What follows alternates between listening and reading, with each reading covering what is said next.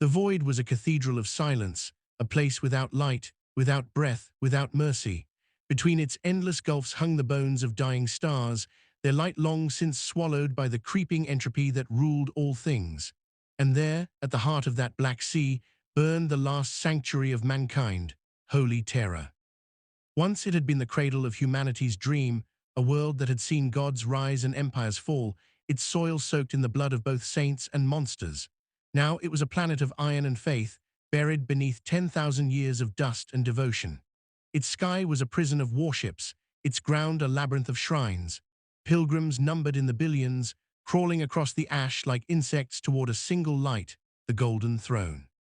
But even that light began to die. Inside the Sanctum Imperialis, where time itself hesitated to breathe, the throne flickered. Its machinery, older than any empire, older even than memory, groaned beneath the weight of its own sanctity. Cables thick as hive spires trembled. Servo skulls drifted through incense smoke, whispering prayers in broken vox tones. Sparks of psychic fire burst across the air like dying stars, and the Mechanicus priests knelt before the throne, their metal faces twisted in horror. "The pulse is irregular," one murmured, voice static choked. "The Astronomicon weakens, the Emperor's flame wanes." Around him, robed figures moved like shadows, each reciting fragments of scripture that had lost meaning centuries ago. They did not understand the throne, not truly. They only knew its pain. Beneath its golden shell, buried deep in a tomb of sacred steel, the corpse of the Emperor sat unmoving. 1,000 psychers screamed their souls into the Astronomicon every day to keep his light alive, their flesh liquefied upon altars of glass. Yet still, the light dimmed. It flickered once, twice, then steadied to a deep, wounded crimson. Across the galaxy, every ship that navigated by its holy signal faltered. Warp drives screamed. Jellifields shimmered. Fleets lost their bearings, worlds lost their sky. Astropaths collapsed, eyes bleeding, as visions filled the void. Wings of shadow, a crown of fire, and the whisper of something vast stirring beyond the veil of reality. In the dark reaches of the materium, far beyond the light of soul, the warp began to ripple. The immaterium, that infinite ocean of souls and madness, trembled as if something ancient moved beneath its surface.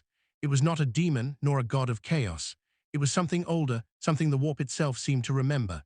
Tendrils of color and emotion twisted upon themselves. Empires of thought collapsed. Even the great gods of the warp, Khorne, Tzeentch, Nurgle, Slaanesh, turned their gaze toward a single wound opening in their dominion. It began as a crack, a hairline fracture in the firmament of unreality. Through it came not flame, nor rot, nor torment, but light. Black light, burning in reverse, a brilliance that devoured color, that unmade geometry. The warp screamed in defiance. Planets dreamt of wings. Souls of the dead whispered hymns they had never known. And from that impossible fissure, a shadow emerged. Wings unfolded, vast, cathedral-like, each feather a blade of molten glass. Obsidian fire coiled along them, casting reflections of broken halos across the void. A face, neither mortal nor divine, took shape from the collapsing light, beautiful beyond reason, terrible beyond measure. A crown of 7 thorns burned upon its brow, and eyes like dying suns surveyed the universe with silent judgment. Lucifer had awoken.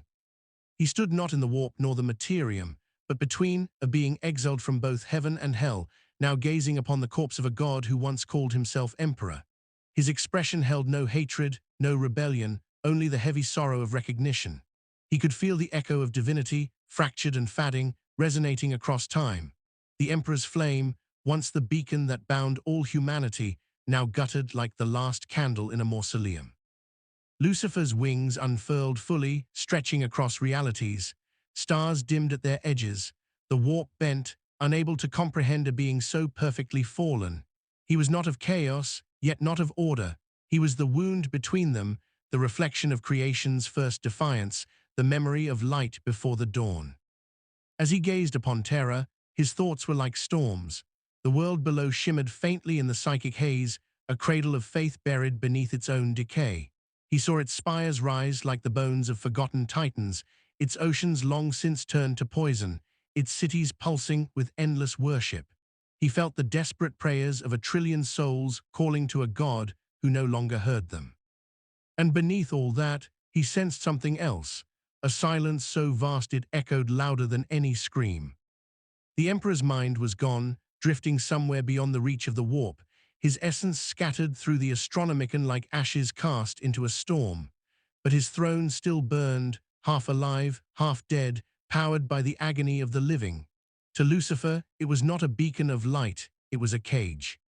He spoke, and his voice was not sound, but revelation. 1,000 millennia of fire, 1 billion souls in chains, the child of man who thought himself divine, and the divinity who became a husk. The words rippled through the warp, shaking stars from their courses. Demons howled, astropaths screamed. The veil between realms began to thin. In the halls of terror, lightning carved holy symbols into the air, and the custards standing vigil before the throne felt their golden armor grow cold. Above them, the Astronomicon flared once more, not gold, but black fire, coiling and devouring the heavens. The priests did not understand. They thought it was a sign of renewal, a surge of the Emperor's divine will. They chanted louder, voices trembling with hope. But in the echoing dark of the Immaterium, Lucifer's wings beat once, a single, eternal motion that cast ripples through both creation and uncreation alike. The galaxy felt the tremor, the throne wept sparks, the stars themselves seemed to bow. And so began the first night of inheritance. Terror burned, not in flame, but in silence. A silence so complete it devoured sound, thought, even memory. It fell over the cradle of mankind like a funeral shroud, wrapping every hive spire and cathedral in the stillness of divine reckoning. The sky, once a maelstrom of voidcraft and eternal wars, had gone dark. The storm shields that crowned the palace faltered, and the light of the Astronomicon above bled into crimson streaks across the heavens. It was as if the planet itself held its breath, waiting for a verdict. Across the surface, the Imperium's heart trembled. The ecclesiarchy's choirs, scattered through the million shrines of holy terror, sang in confusion. Their hymns were broken. Dissonant, a desperate attempt to drown the growing dread that seeped through the psychic winds. In the cathedrals of the Ministorum, statues of saints wept molten tears. Candles flared and went out. The great bells of the Palace of Prayer, silent since the Horus heresy, began to toll on their own deep, shuddering chimes that rolled through the underhives and over the spire peaks like thunder from the grave. Within the Sanctum Imperialis, where the air was thick with incense and despair, the custodians of faith knelt trembling. They watched as the throne room shook with the pulse of dying machinery. The Emperor's body, a husk preserved through 10,000 years of faith and technology, convulsed upon the golden throne. Tubes ruptured. Sacred fluids hissed into the air. The metal beneath him began to glow, not gold, but deep red, the color of revelation and ruin. One of the tech priests dared to look up, his lenses flickering with corrupted data. "The mechanisms are not failing," he whispered, voice fractured with awe. "They are changing." No one responded. Even the custards, those golden sentinels who had stood for millennia without falter, felt unease crawl beneath their ceramite skin. The throne was not dying, it was waking. And beyond the veil of the warp, the cause of this awakening stirred. Through the psychic storm that wrapped terror like a crown of thorns, a voice moved. It was not a whisper, it was the memory of sound, older than the stars, older than creation itself. It did not come asterisk through the warp, but from behind asterisk it, from the gulf that existed before the Immaterium was born. A place where thought had not yet become flesh, and light had not yet learned to shine. The voice spoke a single word. Not in rebellion, not in war, but in inheritance. And all of terror heard it. Every astropath collapsed, clutching their heads as blood ran from their eyes. Every priest froze mid-hymn. The great titans that patrolled the outer sanctums halted, their plasma hearts flickering. The voice carried no malice, no command, only truth, and the unbearable weight of it. The Emperor's head lifted slightly upon his throne. His eyes, blind, empty sockets burned to glass ages ago, turned toward something unseen. The Mechanicus screamed. Psychic lightning burst from his skull, raking the chamber with waves of radiant agony. For a heartbeat, every living thing on Terra saw asterisk.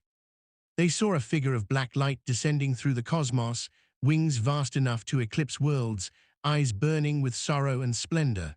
They saw creation as it was before corruption, before the fall, before even the gods.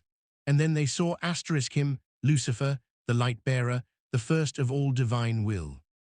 In that instant, faith itself cracked. The Emperor's body quivered, every nerve ablaze. His aura, that endless golden radiance that once guided mankind, flared brighter than ever before. But beneath it, shadows coiled. His psychic scream tore through the warp, rending reality from its seams. The storm surrounding Terra became a vortex of blood-red lightning and ash. For a fleeting second, the Golden Throne and the warp were one. Every demon, every god, every soul felt the resonance, the convergence of two impossibilities, the divine of man and the fallen of heaven. The Emperor's spirit reached out, clawing against oblivion, and found within the storm not an enemy, but a reflection. Lucifer's hand touched the veil of the materium. The thin skin between worlds rippled like liquid glass. Light poured through, not golden, not holy, but perfect, the kind of perfection that creation itself had been exiled from. The shrines of Terra exploded in illumination, cathedrals cracked, windows melted, the statues of the Emperor bowed, even the sky itself split open, revealing a wound that bled stars and silence. The void above the palace shimmered with phantom wings. In the Hall of Souls, where 1,000,000 banners of conquest hung in still air, the High Lords gathered in terror. Their faces, pale, sweat-drenched, pitiful, reflected the crimson glow that seeped through every marble seam.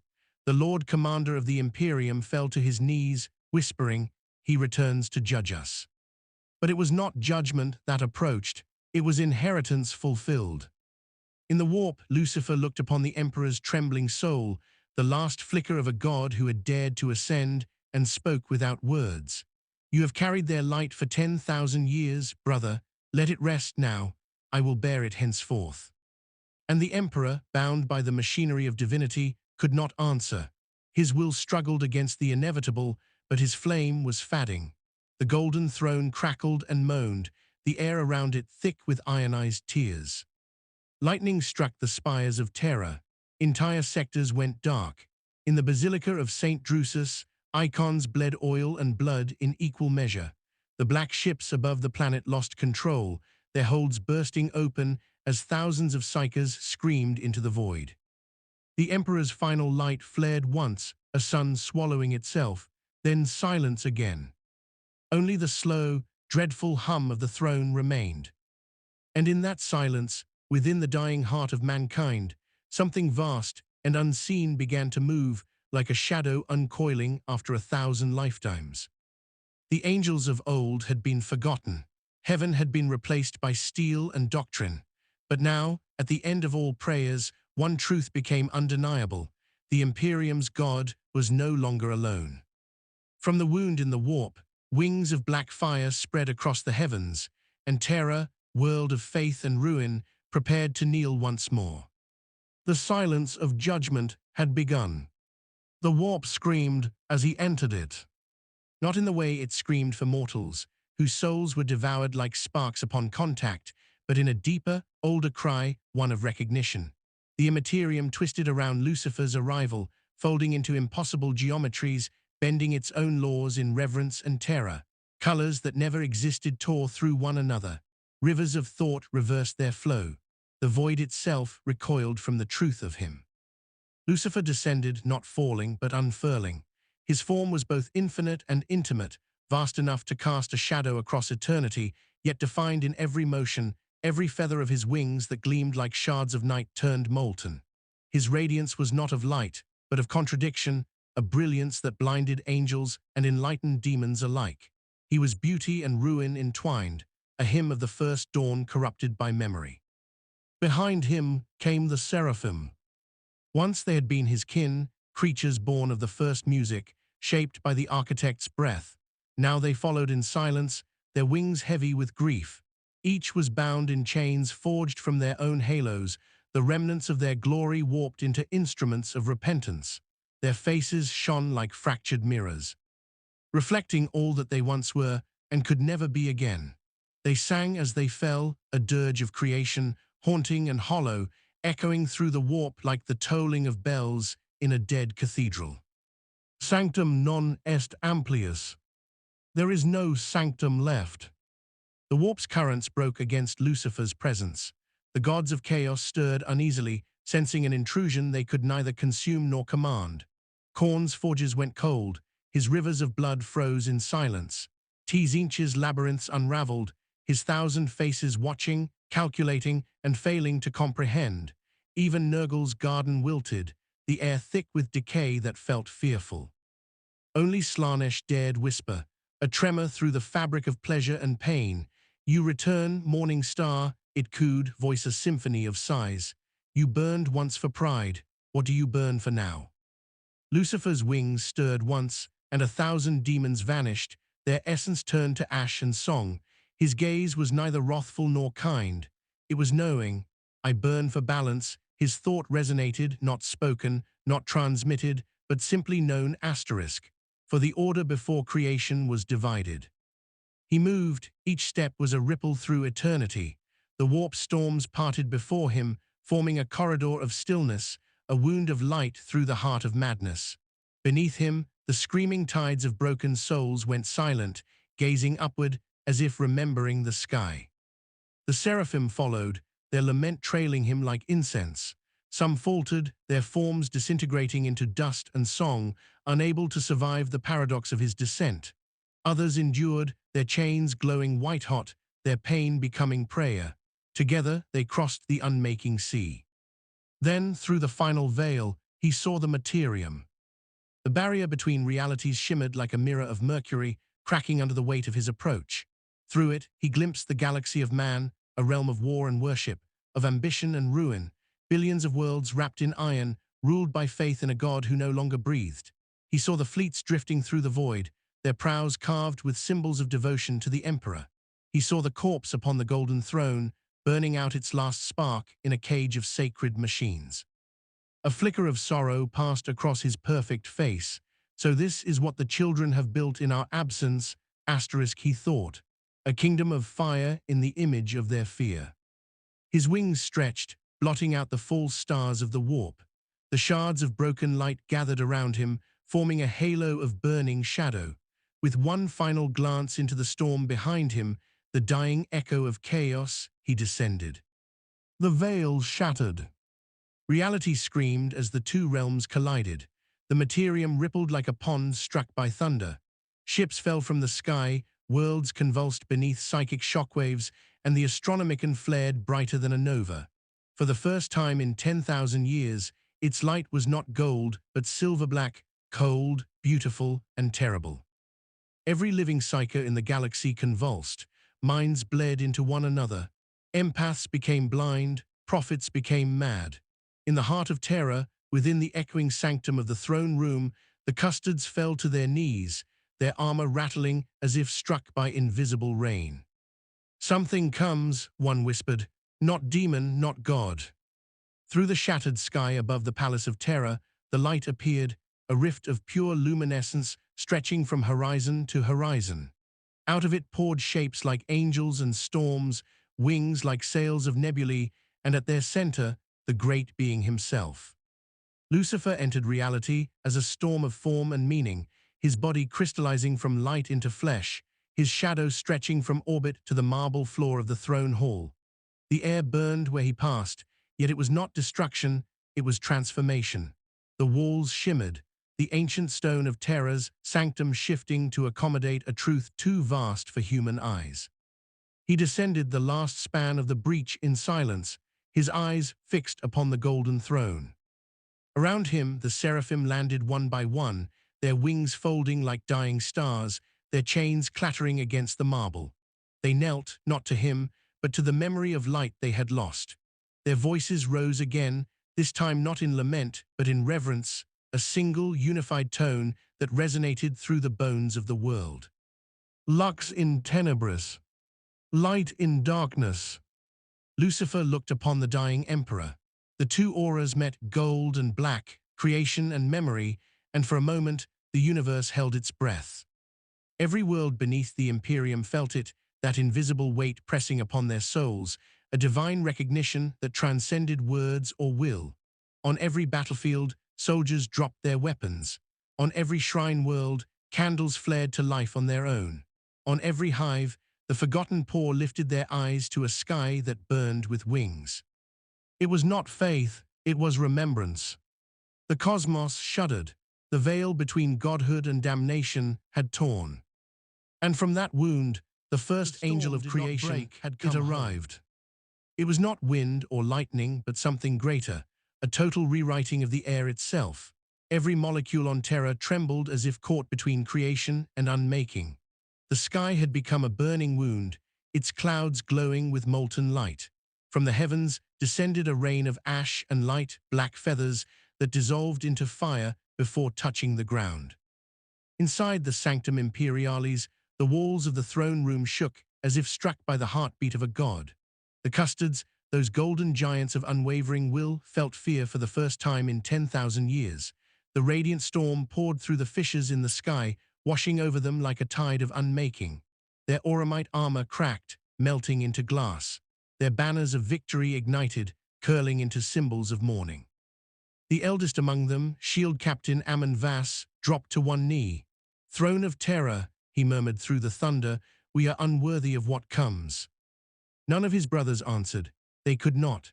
Their visors reflected the figure descending through the storm, a silhouette of black fire framed in light so divine it cast no shadow.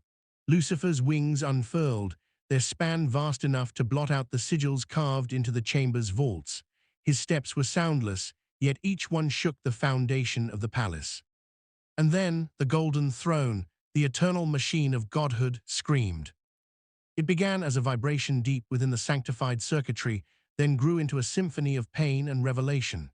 Thousands of servo skulls burst into flame, their oculars shattering like tears of glass. The Mechanicus attendants collapsed, their cogitators overloading from blasphemous data.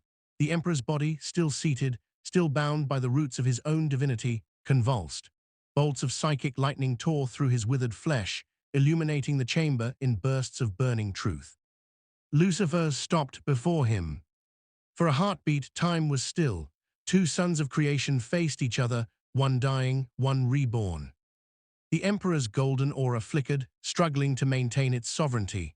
Fragments of his mind still burned within the warp, tethered to this decaying form by sheer will. His presence pressed against Lucifer, a vast weight of agony and endurance. Yet Lucifer did not recoil. He reached out, and where his fingers brushed the edge of the throne's radiance, the light trembled, not in rejection, but recognition. Ammon Vass staggered forward, raising his spear. His voice cracked like stone under strain. "Step back, creature, you defile the Master's sanctum." Lucifer turned his gaze upon him. The custodian's armor fractured in a single breath, splintering into 1,000 shards that floated upward like gilded dust. His body followed, dissolving without scream or struggle, leaving behind only the echo of faith too pure to survive revelation. The remaining custards fell to their knees, their loyalty torn between defense and awe. They did not bow out of submission, but instinct, as if something in their genetic memory recognized the presence before them. Lucifer's voice was not a sound, but a vibration that resonated through the marrow of all things. "There is no defilement here," it murmured through the cosmos itself, "only reclamation." The throne cracked. Golden panels warped, bending like metal softened by divine heat. The skulls of 1,000 saints embedded in the dais turned to face him, hollow eyes filled with living light. The Astronomicon, far above Terra, flared again, its beam no longer a steady gold, but a roaring inferno of silver and black spirals, stretching across the void like a new axis of creation. Lucifer stepped forward. The light of the Emperor wavered, dimming beneath the weight of something older. For 10 millennia, the Emperor had been worshipped as the pinnacle of human godhood, the last torch of divinity in a dark galaxy. But before the dawn of man, before the birth of chaos itself, there had been another order of light, one born not of mortal ascent, but of celestial fall. Lucifer's wings folded behind him as he reached out once more, his hand hovering over the Emperor's chest. The air around them pulsed with raw psychic force, grief, pride, mercy, wrath, all intertwined into a single current of impossible beauty. "Sleep," he whispered. The word broke every seal, every chain, every curse holding the emperor's soul to his dying body. The ancient god's essence sighed, not in defeat, but release. The golden light around the throne shivered, then burst outward, a nova of sorrow so vast it reached across the warp. Every psyker in the galaxy felt it. Every demon fell silent. The emperor of mankind was gone. For a heartbeat, the universe was without a god. Then, from the ashes of the throne, light surged anew. The energy that once held the emperor's form now gathered around Lucifer. The chamber filled with the roar of unseen choirs, their harmonies vast and terrible. The molten glass that had once been custodian armor rose into the air, forming spirals of gold and flame that wove around him. The throne, broken and holy, reshaped itself, its jagged edges curving into obsidian arcs, its gilded frame blackening to mirror the wings that now towered above it. Lucifer sat. Where the emperor's body had withered in eternal torment, Lucifer's radiance spread in serene dominion. His wings folded like curtains of night. His eyes, twin eclipses, gazed upon a world reborn in shadowed glory. The chamber quaked. The air turned sweet with ozone and incense. From the molten floor rose the murmurs of unseen angels, or perhaps memories of them, whispering his name through the halls of reality. The Adeptus custards bowed, their golden masks weeping rivulets of molten gold. The priests of Mars screamed prayers that no longer made sense. In orbit, the void fleets powered down as if in reverent surrender. And the throne, once the emperor's prison, became his cathedral. For the first time in 10,000 years, the throne's light burned not in agony, but in purpose. Where once sat the emperor of mankind, now rose the first and last of angels.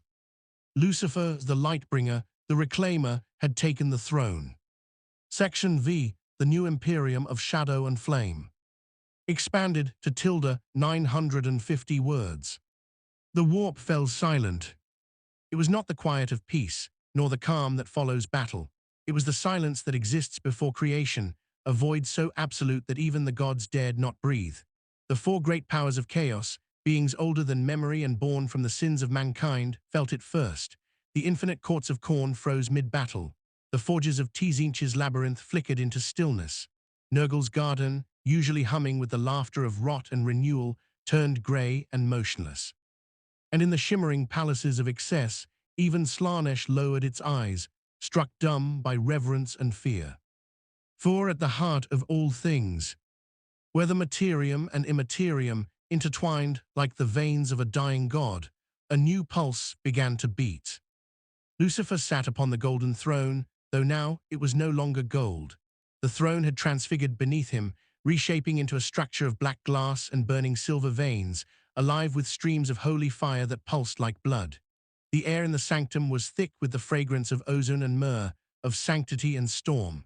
Around him, the walls breathed, ancient stone and living energy, merging into a single cathedral of will.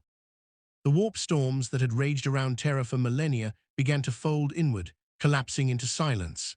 The Eye of Terror, that eternal wound in the galaxy, contracted like a dying star. Its screaming tides of demons and damned souls were pulled backward, dragged by the gravity of something greater. Even the ruinous powers felt their thrones quake as their realms began to warp and buckle beneath a will not their own. Lucifer opened his eyes. They glowed like twin eclipses, rings of white fire burning within endless black. Through them, he saw both realities, the spiritual and the physical, and found them wanting. The galaxy had forgotten beauty. It had worshipped power and called it faith. It had forged empires of steel and sin, baptizing its children in war and calling it survival. He could feel the emperor's memory lingering like dust in the corners of the throne, not gone, but quiet, fading into the greater current of his own rising divinity. From the void, the voice of Khorne broke first, not a roar, but a tremor of defiance. "You are not of us," the blood god thundered across the emptiness. "You are not mortal enough to fight, nor divine enough to rule." Lucifer's wings unfurled, and galaxies bent with the motion. "I am what you feared to become," he replied, his voice echoing across the currents of creation. "You were born of man's corruption, I was born of his light. You are the consequence, I am the cause." Tizinta hissed from behind the tapestry of fate. You break the design, it whispered through 1,000 mouths. There can be no pattern without deceit. You will unmake the game. Lucifer's gaze pierced the warp's infinite threads, unraveling them in an instant. Then let there be no more games. The gods recoiled. Even chaos itself, that endless ocean of will and madness, began to churn with awe. They had fought the emperor and survived. They had feasted upon the souls of primarchs and saints alike. Yet before this being, this perfect contradiction, they found themselves diminished. Lucifer was not a rival to chaos. He was the balance it had forgotten. The eye of terror closed. Its screaming vortex contracted until it became a single, burning tear across the face of reality, and then nothing. Where once had been endless corruption, now was stillness. The immaterium calmed like a dying storm, its surface reflecting faint starlight. Demon worlds dissolved into drifting dust. The screams faded. In the materium, humanity felt the change. Warp storms ceased. Travel became clear. Astropaths who had spent their lives hearing only agony now heard silence, clear, pure silence. And in that stillness, a new light bloomed in their minds, not gold but silver fire. Lucifer's influence spread not as conquest, but as asterisk revelation. On shrine worlds, the icons of the emperor did not crumble, they transformed. The stone faces turned slightly, gazing not upward but inward. The saints carved in marble began to weep again, but this time the tears were light, not blood. Across the ecclesiarchy, priests fell to their knees, not in terror but understanding. He has not replaced him, they whispered, he has revealed him. Lucifer extended his will across the stars, and from despair he wove order. The Imperium, fractured by 10,000 years of decay, began to shift. On the forges of Mars, the machine spirits sang for the first time in ages. The Red Priests felt their binary hymns replaced by something older, something alive. Ships powered by warp engines now traveled without distortion, their void shields humming with harmonic serenity. Even the Inquisition, those watchers of heresy and flame, found their resolve tested. Some drew their bolt pistols and fired into the heavens, shouting that the end times had come. Others wept, for they felt divinity in every atom of their being, and for the first time in history, faith no longer needed to destroy to prove itself. Not all accepted him.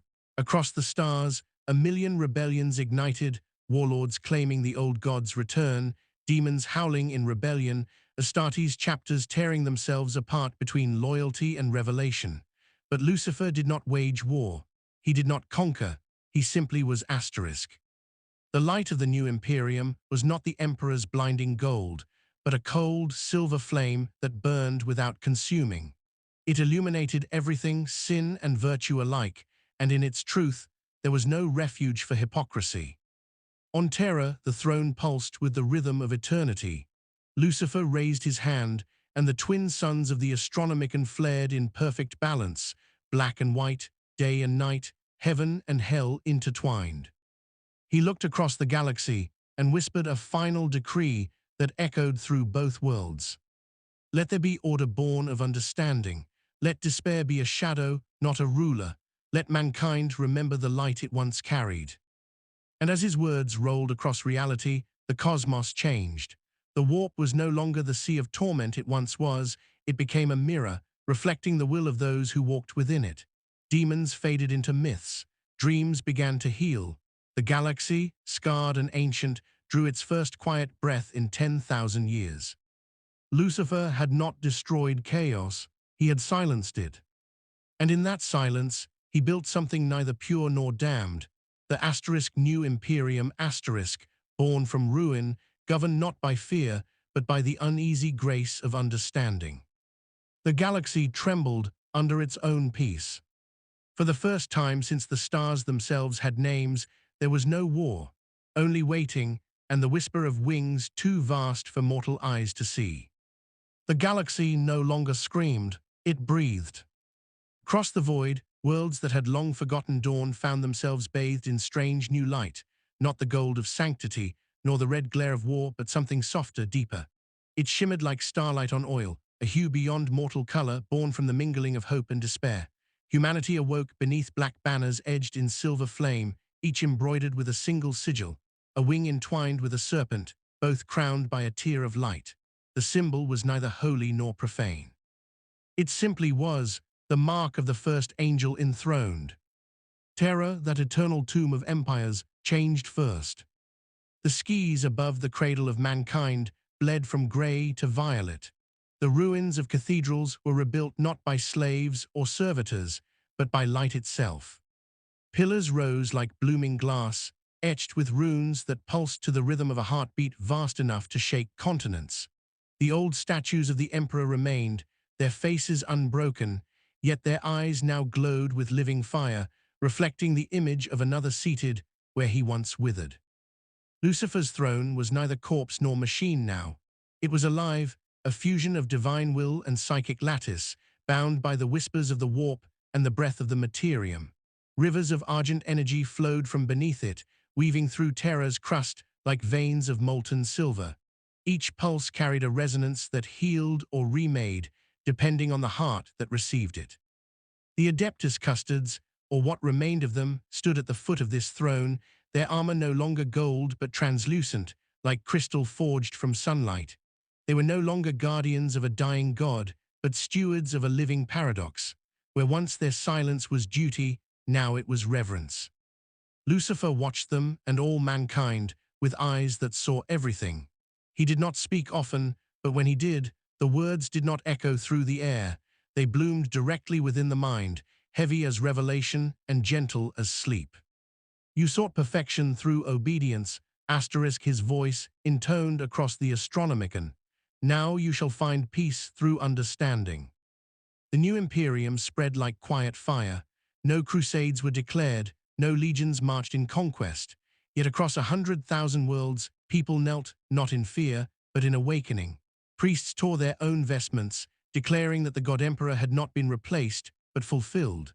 Scholars wept as data vaults long sealed unlocked themselves, revealing truths buried by millennia of zealotry. On Mars, the cult Mechanicus stood before their red altars and listened as the binary hymns of the Omnissiah evolved into living song. Their machine spirits, once capricious and wrathful, became lucid, their prayers answered by a presence that understood their pain. The fabricator general fell to his knees as his mind beheld visions of light merging with logic, flesh dancing with circuitry in perfect harmony.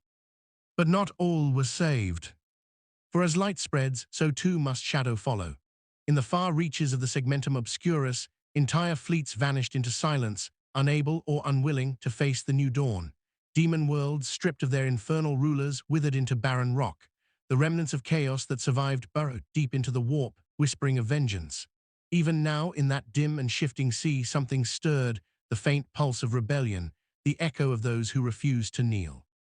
And within mankind itself, old divisions lingered. Some saw Lucifer's reign as liberation, others saw it as the final heresy. The Black Templars burned their own ships, declaring that no angel could redeem what was meant to suffer.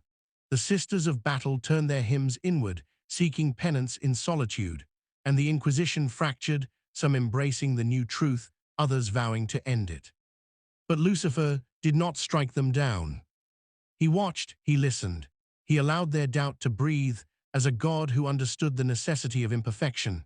In his silence lay judgment deeper than any sword. Those who truly sought truth found peace. Those who clung to their rage found only mirrors reflecting their own fear. The galaxy adjusted, uneasily, beautifully. Warp travel became serene, no screams echoed in the void. Dreams ceased to bleed into nightmare. And yet, beneath this fragile stillness, a deeper truth began to emerge. Humanity had become *1* with its divinity. The boundary between mortal and God blurred, and with it, the meaning of sin and salvation. Lucifer sat upon his throne and gazed into the immensity of existence, 1,000 stars bending like reeds in a celestial wind. He saw what the Emperor had built, an empire carved from suffering, held together by fear. He saw what chaos had offered, freedom without purpose, ecstasy without meaning. And so he had forged something between, a realm where light and shadow were not enemies, but necessary halves of the same whole. Yet he knew balance was fleeting. For every world that embraced his harmony, another questioned it. For every human who found peace, another whispered of corruption. The universe itself, born of struggle and contradiction, could not exist without tension. Perfection, even divine perfection, was a wound against creation's law. Lucifer rose from the throne, his wings unfolded, vast and unending, each feather a universe of its own, shimmering with both flame and void. He walked toward the open expanse of the palace, where the night sky bled across the horizon like liquid ink. He looked upon Terra, reborn, radiant, and spoke quietly, a whisper meant not for the living, but for the stars themselves. They will love me and they will hate me. They will call me savior and they will damn me. But in time, they will understand that I am neither. He turned his gaze upward. The constellations shifted in response, rearranging into symbols no mortal mind could decipher. The warp shimmered faintly as though bowing before its new master. The throne was never meant for one who conquers, he said. It was meant for one who endures. And in that moment, the galaxy understood asterisk. Lucifer did not seek dominion, he sought reflection. Humanity, in all its chaos, had become his mirror.